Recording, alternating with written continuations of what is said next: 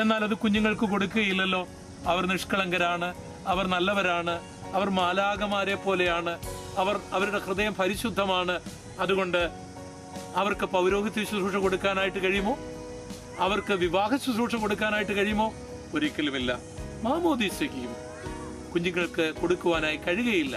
അവർ പാപികളായതുകൊണ്ടല്ല, അവർ നിഷ്കളങ്കരായതുകൊണ്ടല്ല. സ്നാനത്തിന്റെ മാനദണ്ഡം അവർ യേശുവിൽ വിശ്വസിക്കണമെന്നുള്ളതാണ്. ഒരു കുഞ്ഞിന് സാധിക്കാത്തത് കൊണ്ട് ആ സ്നാനം കുഞ്ഞിന് കൊടുക്കുവാൻ കഴിയുകയില്ല. നിങ്ങളൊരു പക്ഷെ ചിന്തിക്കുമായിരിക്കും, ഒരു കുഞ്ഞ് സ്നാനപ്പെടാതെ മരിച്ചുപോയാലോ? ഓർത്തുകൊള്ളുക, സ്വർഗരാജ്യം കുഞ്ഞുങ്ങൾക്ക് റിസർവ് ചെയ്തിരിക്കുകയാണ്. അറിവില്ലായ്മയുടെ കാലങ്ങളെ ദൈവം ലക്ഷ്യമാക്കുന്നില്ല. അതുകൊണ്ട് കുഞ്ഞുങ്ങളെ സ്വർഗത്തിൽ കൊണ്ടുപോകുവാൻ സ്നാനപ്പെടുത്തുകയൊന്നും വേണ്ട. കുഞ്ഞുങ്ങളെ സ്നാനപ്പെടുത്തുന്നത് കൊണ്ട് സ്വർഗത്തിൽ അവർ പോകുകയുമില്ല. എന്നാൽ സഹോദര, നീ സ്നാനപ്പെട്ടില്ലെങ്കിൽ സ്വർഗത്തിൽ പോകുകയില്ല. എന്തുകൊണ്ടെന്നാൽ നീ കർത്താവിന്റെ കൽപ്പന ലംഘിക്കുകയാണല്ലോ. യേശു പറയുന്ന ശ്രദ്ധിക്കൂ, വിശ്വസിക്കുകയും സ്നാനമേൽക്കുകയും ചെയ്യുന്നവർ രക്ഷിക്കപ്പെടും എന്നാണ്. സ്നാനം ജാതികളായ പ്രിയപ്പെട്ടവർ ഏൽക്കട്ടെ, ഞങ്ങൾ ക്രിസ്ത്യാനികളാണ് എന്ന് പറയുന്ന ചില സുഹൃത്തുക്കളെ ഞാൻ കണ്ടിട്ടുണ്ട്. ജാതികൾ സ്നാനപ്പെടണമെന്നുള്ള അവരുടെ ആഗ്രഹത്തെ അഭിനന്ദിക്കാതിരിക്കാൻ സാധ്യമല്ല. എന്നാൽ സ്നാനം ജാതികൾക്കല്ല, സ്നാനം എല്ലാവർക്കും ഉള്ളതാണ്.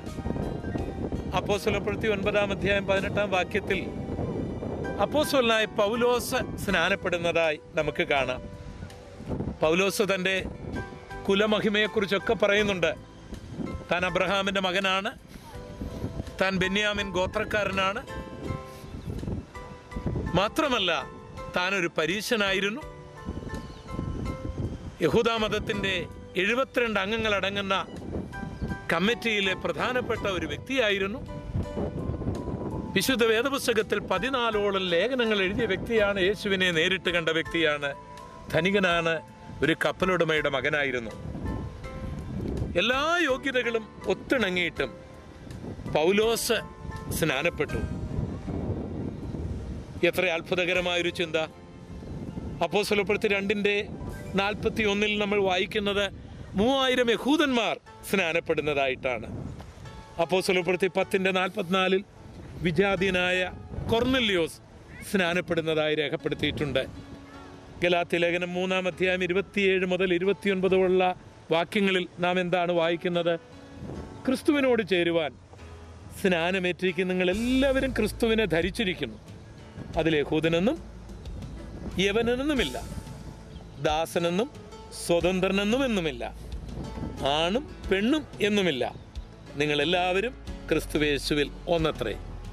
യഹൂദനാണെങ്കിലും വിജാതീയനാണെങ്കിലും ആണാണെങ്കിലും പെണ്ണാണെങ്കിലും റോമൻ കത്തോലിക്ക മതവിശ്വാസിയാണെങ്കിലും ഓർത്തഡോക്സ് സഭാവിശ്വാസിയാണെങ്കിലും മർത്തോമാക്കാരനാണെങ്കിലും CSI-കാരനാണെങ്കിലും പെന്തക്കോസ്തുകാരനാണെങ്കിലും ദൈവത്തെ പ്രസാദിപ്പിക്കണമോ, കർത്താവിൻ്റെ കൽപ്പന അനുസരിക്കുവാൻ ആഗ്രഹമുണ്ടെങ്കിൽ നിങ്ങൾ കർത്താവിൻ്റെ കൽപ്പന അനുസരിച്ചേ മതിയാകൂ.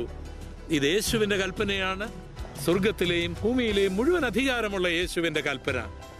അതിൽ നിന്ന് ഒഴിഞ്ഞു മാറി നിൽക്കുവാൻ ആർക്കും അവകാശമില്ല എന്നുള്ള സത്യം എൻ്റെ സുഹൃത്ത് അറിഞ്ഞിരുന്നെങ്കിൽ നല്ലതായിരുന്നു.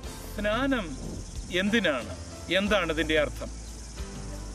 ഗലാത്യ ലേഖനം 3:27 നാം വായിക്കുന്നു, യേശുവിനോട് ചേരുവാൻ സ്നാനമേറ്റവരായ നിങ്ങൾ എല്ലാവരും ക്രിസ്തുവിനെ ധരിച്ചിരിക്കുന്നു.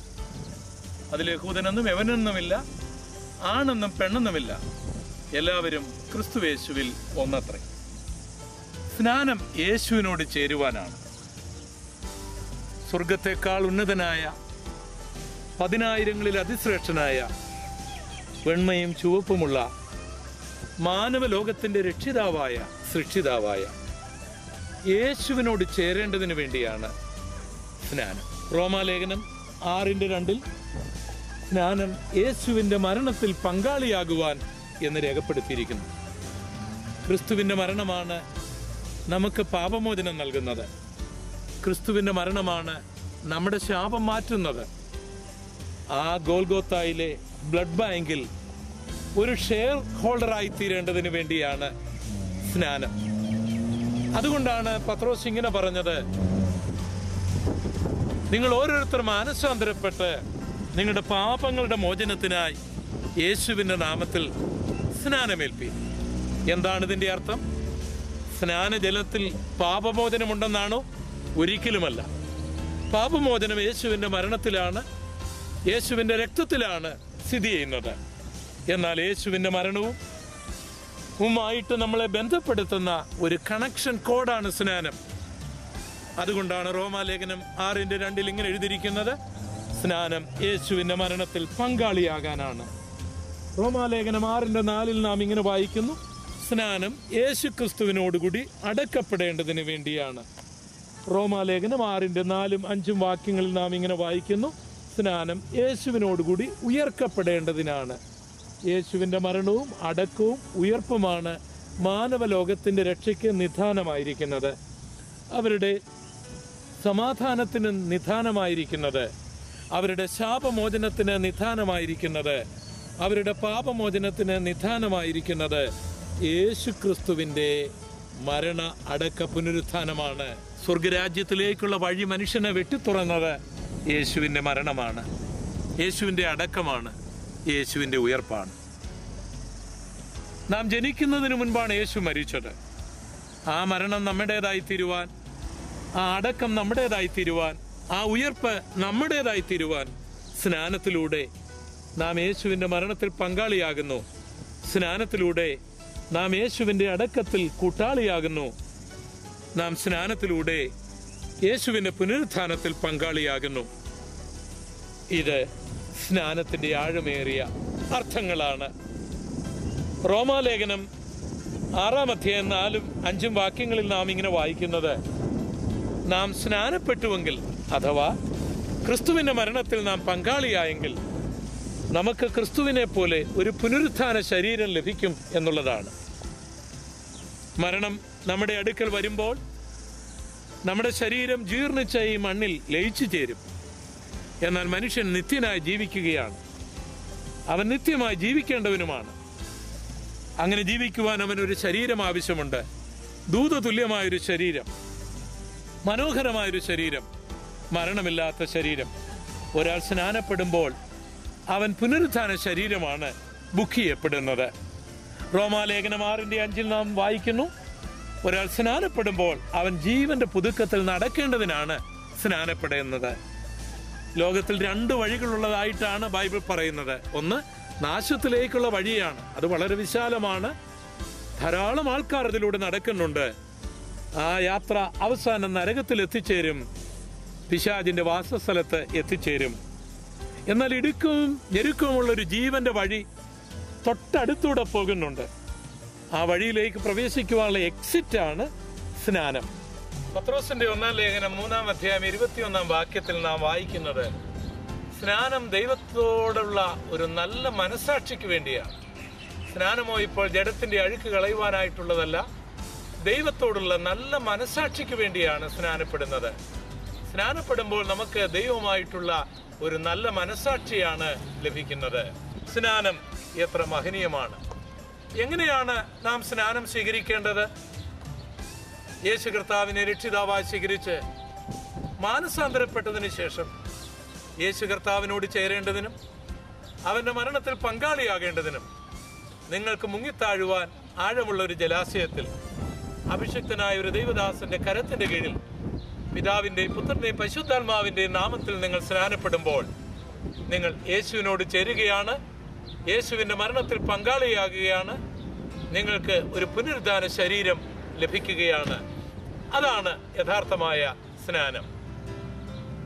എത്യോപ്യയിലെ ധനകാര്യമന്ത്രി യെശയ്യാ പ്രവചനം 53-ാം അധ്യായം വായിച്ചുകൊണ്ട് യെരുശലേമിൽ നിന്ന് എത്യോപ്യയിലേക്ക് പോകുന്ന വഴിയിൽ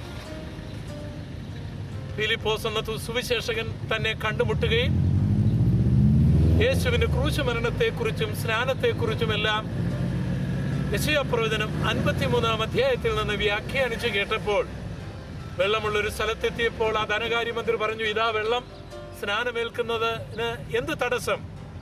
ഫിലിപ്പോസ് അദ്ദേഹത്തോട് പറഞ്ഞു, നീ പൂർണ്ണ ഹൃദയത്തോട് വിശ്വസിക്കുന്നെങ്കിലാകാം. ആ ധനകാര്യമന്ത്രി പറഞ്ഞു, ഞാൻ വിശ്വസിക്കുന്നു. അങ്ങനെ അവൻ തേർ നിർത്തുവാൻ കൽപ്പിച്ചു. അവർ രണ്ടുപേരും വെള്ളത്തിലിറങ്ങി. ഫിലിപ്പോസ് അവനെ സ്നാനപ്പെടുത്തി. വിശുദ്ധ മത്തായിയുടെ സുവിശേഷം 28-ാം അധ്യായം 19 വാക്യങ്ങളിൽ നാം ഇങ്ങനെ വായിക്കുന്നു: സ്നാനം പിതാവിന്റെയും പുത്രന്റെയും പരിശുദ്ധാത്മാവിന്റെയും നാമത്തിലായിരിക്കണം നാം സ്നാനപ്പെടേണ്ടത്. മാർക്കോസ് 16:16 നാം വായിക്കുന്നു: സ്നാനം യേശുവിൽ വിശ്വസിച്ചിട്ടായിരിക്കണം. അതുപോലെ തന്നെ റോമാലേഖനം 6-ാം അധ്യായം 2 മുതലുള്ള വാക്യങ്ങളുടെ അടിസ്ഥാനത്തിൽ സ്നാനം പൂർണ്ണമായി വെള്ളത്തിൽ നിമജ്ജനം ചെയ്തായിരിക്കണം. കാരണം അത് യേശുവിന്റെ മരണത്തോടും അടക്കത്തോടും ഉയർപ്പിനോടും സാദൃശീകരിക്കുന്നതാണ്. സ്നാനം എന്ന വാക്കുകൊണ്ട് തന്നെ അത് വളരെ വ്യക്തമായും നമുക്ക് മനസ്സിലാക്കുവാനായിട്ട് കഴിയുമല്ലോ. അപ്പോസ്തല പ്രവൃത്തികളുടെ പുസ്തകം 22-ാം അധ്യായം 16-ാം വാക്യത്തിൽ നാം ഇങ്ങനെ വായിക്കുന്നു: ഇനി താമസിക്കുന്നത് എന്ത്? എഴുന്നേറ്റ് അവന്റെ നാമം വിളിച്ച് പ്രാർത്ഥിച്ച് സ്നാനമേറ്റ് നിന്റെ പാപങ്ങളെ കഴുകിക്കളയുക. ഇത് അപ്പോസ്തലനായ പൗലോസിനോട് അനനിയാസ് പറയുന്ന ഒരു വാക്യമാണ്. ദമസ്കോസിൽ വെച്ച്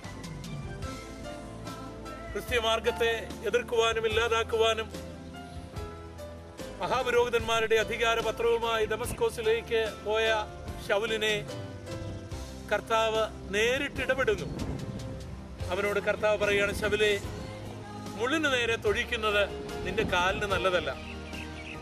അവൻ മാനസാന്തരപ്പെടുന്നു. അവൻ യേശു കർത്താവിനെ രക്ഷിതാവായി സ്വീകരിക്കുന്നു. രക്ഷയുടെ മാർഗം അവൻ അറിഞ്ഞു കഴിഞ്ഞപ്പോൾ അനന്യാസ് അവനോട് ചോദിക്കുകയാണ്: ശൗലേ സഹോദര, ഇനി നീ എന്തിനാണ് താമസിക്കുന്നത്? ദൈവത്തിന്റെ നാമം വിളിച്ചപേക്ഷിച്ച് സ്നാനമേറ്റ് നിന്റെ പാപങ്ങളെ കഴുകിക്കളയുക.